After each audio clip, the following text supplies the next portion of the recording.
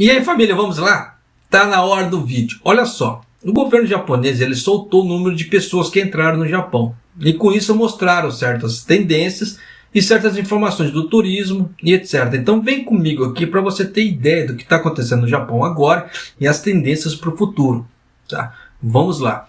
O número de chegadas de estrangeiros no Japão em julho ultrapassou os 100 mil pelo quarto mês consecutivo, após a flexibilização das medidas de controle de fronteiras do coronavírus, em uma tentativa de fortalecer a economia morna, mostraram os dados oficiais.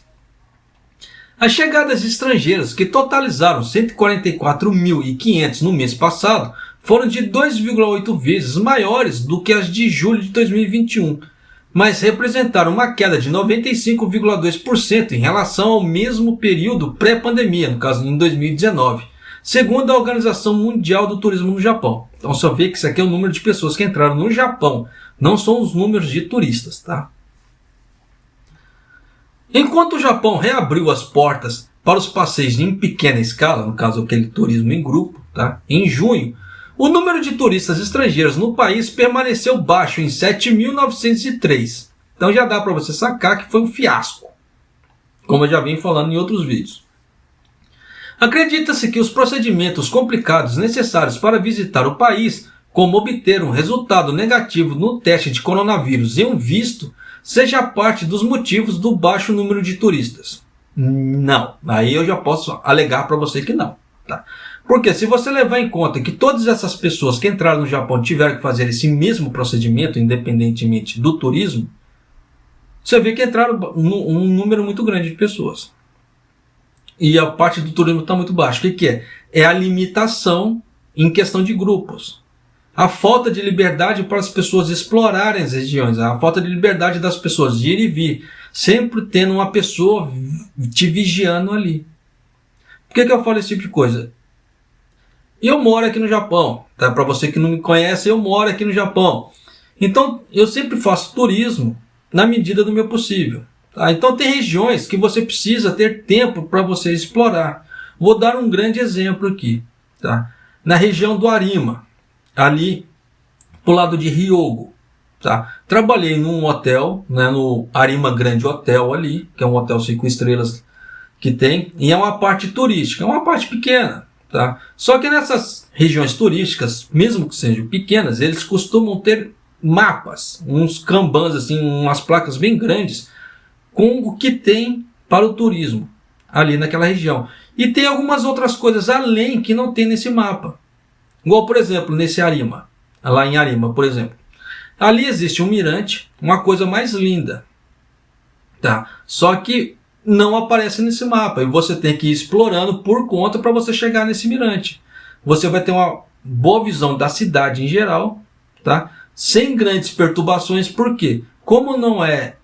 Como é que se fala assim? Não está no mapa, poucas pessoas conhecem aquele caminho. Então você precisa explorar para chegar até lá. Você tem que meter a louca mesmo, como é que se diz assim? Tem uma trilha no mato, entra no mato. Foi o que eu fiz para chegar nesse mirante. E outra coisa que tem lá também, onsens. Tá? Lá tem mini onsens aberto ao público, tá? De graça. Claro que a pessoa não vai poder entrar lá peladão, como tem em alguns onsens. Só que lá você pode molhar o pé. Você pode... Eles colocaram até banquinhos de madeira assim bonitinhos lá para as pessoas sentarem, colocarem o pé na água e ficarem relaxando pelo tempo que ela quiser. Em qualquer época do ano. Só que esse tipo de coisa não aparece nas placas. Então você precisa explorar as ruas do Arima ali para cima, além da parte que está mostrando parte turística, para as pessoas terem noção desse tipo de coisa. Então, se a pessoa ela não explorar, ela vai perder tudo isso. E são experiências muito bacanas, por sinal, que as pessoas podem usufruir de graça, que são bacanas. Por isso que eu falo para você que aqui o turismo no Japão, dependendo da região, para onde você vai, vá com o tempo. Porque se você não for com o tempo, você acaba perdendo algumas dessas coisas. E é nisso que o governo japonês ainda não identificou. Que as pessoas querem ter tempo, ela quer ter a liberdade para explorar aquela região ali. e com um guia turístico na cola delas, ela não vai conseguir. Tá? Mas continuando. O número de pessoas que solicitaram entrada para fins turísticos no período do dia 12 ao dia 31 de agosto são de 7.412, disse a organização. E outro ponto, tá? Que o governo Kishida ele colocou esse turismo em grupo para tentar limitar o número de infecções aqui no Japão. Isso já ficou provado que não deu certo. Você vê que deu a 7ª onda aqui no Japão, explodiu casos de coronavírus para tudo quanto é lado aqui no Japão, e não foi por causa do turismo. Então já dá para você sacar por A mais B que o governo Kishida ele vai começar a mexer nessa parte do turismo. Mais cedo ou mais tarde, vai. Por que eu falo esse tipo de coisa? Geralmente quando o Japão ele faz uma lei, ele faz uma ação ou algo parecido, leva-se 2-3 meses para ele coletar dados. Tá? Então o Japão ele faz um período de experiência de 2-3 meses, depois em cima daquilo ali ele vai refinando isso. Para quem acompanha o canal aqui deve se lembrar que eu já dei vários exemplos de leis que aconteceram, que depois de 2-3 meses elas foram modificadas. Então nesse caso do turismo, já está chegando o fim desse tempo. Então o que o governo japonês vai fazer? Ele vai pegar esses dados, eles vão compilar esses dados, e em cima disso aí ele vai tomar algumas outras medidas. Agora é ponto de vista meu, tá? O governo japonês ele só tem 2 saídas para isso agora. Ou ele afrouxar ainda mais as leis, no caso assim, a regra para o turismo individual, no caso, desculpa, para o turismo em grupo, ele afrouxar ainda mais, de alguma forma, essa parte do turismo em grupo, ou ele abrir diretamente para o turismo individual. Por que disso? Porque se o governo ele abrir por turismo individual, ele tem certeza que ele vai bombar de pessoas. Só que com esses números de coronavírus horrendos no Japão, ele não vai poder abrir. Por quê? Senão Kishida vai perder apoio das pessoas, que tem muito nas pessoas nacionalistas, radicaizones aqui no Japão ainda. Então ele vai perder o apoio dessas pessoas. Tanto que ele reformulou o gabinete dele para não perder o apoio dessas pessoas. Só para você ter ideia. Só que essa reformulação que ele fez foi um fiasco. Tá? Deu tudo errado para ele. Mas de qualquer maneira, vida que se segue. Então, nesse ponto, o Japão ele vai ter que tomar alguma medida? Vai. Senão ele vai perder essa onda do iene enfraquecido, das pessoas gastando muito dinheiro com turismo no Japão. O Kishida vai perder essa onda também, e é coisa que ele não quer. Por isso que ele fala sempre do novo capitalismo, girar a roda do novo capitalismo. Só que muito me surpreende ele não ter aberto ainda o turismo individual. Tá? Mas isso é uma coisa que pode ser que aconteça no final dessa coleta de dados. Existe essa possibilidade? Sim, existe. Tá? Mas de qualquer maneira, vida que se segue. E continuando aqui. O número de pessoas que solicitaram a entrada no Japão para fins turísticos no período do dia 12 ao dia 31 de agosto foi de 7.412, disse a organização. Você vê que é um número muito baixo. Por mais que seja um feriado no Japão, é um número muito baixo ainda para esse período. O número de pedidos de viagens para setembro e outubro em diante são de 4.730, igual no caso para setembro, e 2.810 para outubro, respectivamente, com a maioria vindo da Coreia do Sul. Só que, claro, esses números são dinâmicos, eles vão aumentar ainda mais. Mas você vê que para pedidos de reserva, são números muito baixos ainda. Para a escala pré-pandêmica do Japão, e são números muito, muito medíocres. E que o governo japonês vai estar perdendo dinheiro com isso, em vez de ganhar. Por país, o maior número total de chegadas de estrangeiros ao Japão em julho foi do Vietnã, com 22.700 pessoas.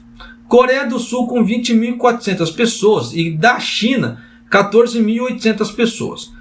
Com a maior probabilidade de ter vindo como estagiários técnicos, empresários ou estudantes internacionais.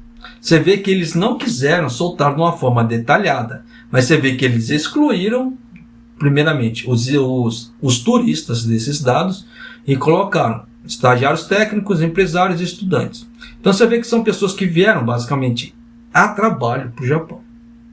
Por que japonês? Mas estudantes não é a trabalho. O estudante ele vai acabar trabalhando no Japão. Ou pelo menos a grande maioria deles. Porque geralmente tem estudantes que vêm para cá, fazem intercâmbio, e nisso começaram a trabalhar aqui no Japão. Claro que existe aquela limitação de horas, etc. Como eu já postei na guia Comunidades ali, falando sobre isso. Só que ele tem a oportunidade de trabalhar. E com isso também, dependendo da situação, porque existe essa brecha na lei, tá? Existem várias brechas na lei japonesa. Porque dependendo da forma que o estudante trabalhar ali para o empregador, e se o empregador gostar muito daquele estudante, ele consegue um visto de trabalho para aquele estudante. O empregador sendo rochonin dele. Então você vê que o estudante, dependendo, quando acabar o período de estágio, ele não precisa ir embora do Japão, ele pode continuar trabalhando. Então você vê que existem certas brechas na lei que as pessoas desconhecem, mas que são possíveis de fazer.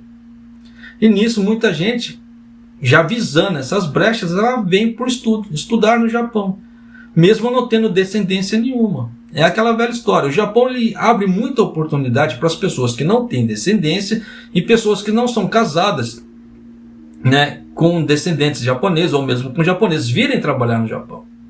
Existem muitas pessoas assim, muitos brasileiros assim. Alguns deles já deram relatos no YouTube, no Facebook, falando desse tipo de coisa. Então tem que se atentar a isso sim. Por isso que eu sempre falo para as pessoas, mesmo quem não tem descendência ou ligação com japoneses de alguma forma, consegue vir para o Japão trabalhar? Consegue. É japonês, mas precisa falar japonês? Dependendo da área, não. Mas é aquela velha história. Essas pessoas que vieram para cá, elas correram atrás. Não ficaram tipo assim, vou esperar alguma informação. Não, elas correram atrás dessa informação. E conseguiram empregos nessas áreas. Então tem alguns setores da economia que estão contratando pessoas aqui no Japão. Eu não vou falar esse setor, tá? Vou deixar você procurar. Porque seria muito fácil eu fazer todo o trabalho para você e te dar o trabalho te dar tudo de mão beijada também, tá? Eu falo esse tipo de coisa também porque pode parecer, como é que eu falo assim, recalque meu, mas não é. Tá? Eu gosto que as pessoas vão atrás também das informações, que elas tenham um crescimento pessoal dela. Isso é muito importante, tá? Para a vida da pessoa. Né? Porque você vê que tem muitos brasileiros que moram aqui, eu sei que vou ser criticado por isso, que não sabem falar japonês, ou não sabem um mínimo do japonês para tentar uma pequena comunicação. O que é isso? Acômodo. São pessoas que se acomodaram, tá? Com a determinadas realidades. Só que nisso, com esse acômodo, ela depende de outras pessoas. De alguma maneira. Tá? E você vê que existem esse tipo de coisa, existe muita crítica em cima disso. Mas é uma questão de realidade. Tá? Existe aquela ideia real e aquela ideia ideal. A ideia real, o que é? Aquilo que existe, que é a realidade do local. E o ideal que a pessoa idealiza para ela. Só que nem sempre dá certo. E nisso que não dá certo, sai criticando Deus e o mundo. Tá? Mas de qualquer maneira, continuando aqui. Só um adendo. Você vê que essa parte de está chegando muitos estagiários técnicos, isso que é? Mais concorrência no setor industrial. Tá? De alguma maneira. Então, para as pessoas que só dependem do setor industrial aqui no Japão, no caso de brasileiros, que só gostam de fábrica, esse tipo de coisa que é? É menos vagas e mais concorrência. Então, se a pessoa estudar o japonês, ela vai ter uma chance de uma outra tendência de mercado que está se abrindo no Japão, que eu vou trazer para você, que eu já venho alertando em outros vídeos. Se você já acompanha o canal aqui, já deve saber qual é. Enquanto isso, o número de japoneses que foram ao exterior em julho foi de 277.900, o que foi 6,4 vezes maior em comparação com o mesmo mês de 2021. O número marcou uma queda de 83,3% em relação ao mesmo mês de 2019. Aí agora, presta bem atenção nessa informação porque é tendência de mercado de trabalho no Japão. Querendo ou não. Tá? Então vem comigo aqui para você sacar. O consumo das viagens domésticas do cidadão japonês, quando eles falam cidadão japonês, engloba toda a população, tá, que mora aqui no Japão, estrangeiros em geral, tá? O consumo das viagens domésticas de cidadãos japoneses totalizaram 4,4 trilhões de ienes, o que dá a bagatela de 32,8 bilhões de dólares, nos 3 meses até julho. Então você vê que até junho, então você vê que de junho para trás, a economia, as pessoas aqui no Japão gastaram 4,4 trilhões de ienes em passeios, restaurantes e hotéis. 2,4 vezes maior que o mesmo trimestre de 2021, embora tenha caído 26,3% em relação ao mesmo período de 2019. Que isso mostra o quê? Que as pessoas estão gastando muito com turismo interno. Só que para isso, o que tem? Para as empresas conseguirem absorver tudo isso, o que elas precisam? Contratar novas pessoas. E contratar novas pessoas em vários setores da economia.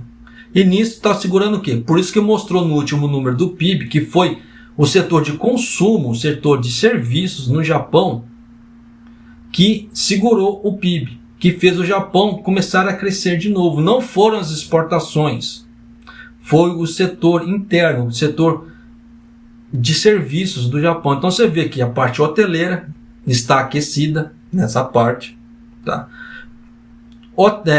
Parte de turismo, guias turísticos e etc. Restaurantes, bares e etc. no Japão, você vê que estão contratando muito. Setor de comida em geral e parte hoteleira. Por isso que eu falo para as pessoas que o Japão está ficando muito dinâmico. A parte de emprego no Japão está mudando. E vai continuar se transformando. Por que eu falo esse tipo de coisa? Quanto mais estagiários técnicos vierem, se a empreiteira bancar esperta, não estou falando puxando o saco nem para um lado nem para o outro, mas é questão de tendência. Se fosse eu, por exemplo, se eu fosse o CHO de uma empresa, tivesse esse tipo de informação, é aquela velha história. Eu iria começar a oferecer vietnamitas, estagiários técnicos também, de alguma forma. Porque você vê que a tendência desses caras crescerem é muito grande aqui no Japão. O número dessas pessoas virem. E aí? Então, se alguma empreiteira começar a fazer esse tipo de coisa, como tem várias que já fazem, tá? Esse tipo de coisa, elas vão começar a abraçar esse tipo de coisa. Ah, japonês, mas não é qualquer empreiteira que pode fazer isso. Precisa ter, como é que se fala assim, a autorização do governo. Sim, é só a empreiteira correr atrás daquilo ali. E aí? É difícil para ela? Não. Tá? Então você vê que a parte de indústria, quando eu falo indústria, não é só a parte de manufatura, tem a parte do setor agrícola também, tá? Que está consumindo muito esse tipo de coisa. E se as empreiteiras bancarem espertas, elas têm elas conseguem, até engasguei agora, né? Crescer muito, ganhando em cima das costas dessas pessoas.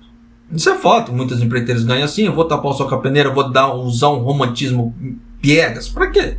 Vamos falar rasgado. Então essa parte vai se tornar o quê? Cada vez mais concorrência para os brasileiros que só dependem de fábricas. Então, se as pessoas não quiserem morar no Japão, quiserem ter uma vida um pouco mais tranquila, com mais recursos, elas vão ter que começar a migrar para outros setores. E você vê que esses setores, o que é? Setor de serviço. Então, se ela estudar um pouco o japonês, ela vai ter duas opções. Ela pode trabalhar no setor de serviço e ela pode trabalhar no setor industrial também, na parte da indústria, manufatura, ou na parte da agricultura. Então, você vê que são vários setores que a pessoa ela tem condições de migrar, né? Só para vocês terem ideia, o que aconteceu muito aqui no Japão, e que anda acontecendo ainda também, vira e mexe sai matérias, mas bem curtinhas, que é a seguinte: muitas empresas estão fechando por falta de sucessores. E essa falta de sucessores, o que é? São faltas de pessoas que um empregador ele pode ter confiança naquela pessoa para continuar tocando aquele negócio. Não precisa ser exatamente ligada direto à pessoa, à família da pessoa. O cara não tem filho, então ele vai fechar. Não. Está faltando pessoas para trabalhar naquele ramo que ele possa confiar, que ele possa passar a bandeira para frente. Você pode continuar trabalhando aqui. Então está acontecendo isso, no Japão está acontecendo. Muitas empresas estão fechando, empresas que eu falo assim, comércios, né? Comércios até mesmo pequenas empresas, né? Pequenos codiosos assim, estão fechando por causa desse tipo de coisa, que muita gente desconhece. Então se você consegue aprender japonês, se você consegue trabalhar com uma pessoa que já tem uma certa idade, dependendo da forma que você trabalhar, a pessoa ali pode te propor esse tipo de coisa, tá? Então tem esse tipo de realidade que muita gente desconhece do Japão? Tem. Eu sei que eu tento fazer um vídeo cada vez mais curto, mas eu começo a colocar mais informações que as pessoas desconhecem, muitas delas desconhecem. Igual aquela velha história da casa que em Toyama está dando casas, né? No caso para as pessoas de graça. Por quê? Não tem pessoas para tomarem conta daquilo ali. Então o idoso está ficando idoso. Isso é bom, né? Idoso está ficando idoso, mas é aquela velha história. A pessoa idosa está ficando cada vez mais velha. Ela não tem condições de arcar com aqueles gastos. Então, mas japonês, ele poderia vender. Mas dependendo da situação da casa, não consegue vender assim, fácil. E ele tem que continuar pagando os impostos. Então é mais fácil para ele dar a casa do que ele ter que correr o risco de passar tempos com aquela casa e tendo gastos. E todo mundo sabe que a aposentadoria no Japão não é paga todo mês, é uma vez a cada 2 meses. Então já dá para você sacar que a vida do idoso no Japão é dura. Por incrível que pareça. Mas ele poderia vender por mais barato? Sim, poderia. Mas eles resolveram dar as casas. Aí eu trouxe essa matéria aqui no canal. Tá? Então é questão do quê? Da pessoa correr e ir atrás das informações caso ela queira uma casa. E arcar com os gastos que tem. E aí? Tá? Muitos desses idosos não têm condições de fazer reforma nessas casas. E muitas dessas casas com certeza vão precisar de reforma. Então tem muitas coisas que as pessoas não levam em conta. Os fatores de condições e probabilidades. Mas tem que se levar tudo em conta. Tá? E muito desse mercado de trabalho no Japão, você vê que a parte de serviços está crescendo muito. Só que vai chegar um pouco mais para frente, ela vai alcançar o pico dela também. Isso é fato. Tá? Só que até alcançar o pico ainda vai levar um certo tempo por causa desses dados. Você vê que, estatisticamente falando, está muito baixo ainda as porcentagens. Mas a partir da hora que chegar a 70%, 80%, aí já vai estar chegando perto do pico. Aí, quem aproveitou a onda, aproveitou. Por que eu falo esse tipo de coisa? Porque quanto mais baixo está estatisticamente falando, mais oportunidades de emprego a pessoa tem, de escolher um emprego. Quanto mais alto, estatisticamente falando, menos ofertas de emprego vai ter naquela área. E nisso, o que acontece? Vai ter que ficar restrito ao quê? O que aparecer eu pego. Não vai ter direito de escolha. Tá. Então já dá para você ter ideia, por A mais B, do que está acontecendo em vários setores da economia do Japão. Tá certo? E com isso, espero que você tenha gostado dessas informações, porque isso aqui é tendência daqui para frente. Querendo ou não, porque são dados do governo. Tá certo? E um abraço, até o próximo vídeo, até mais!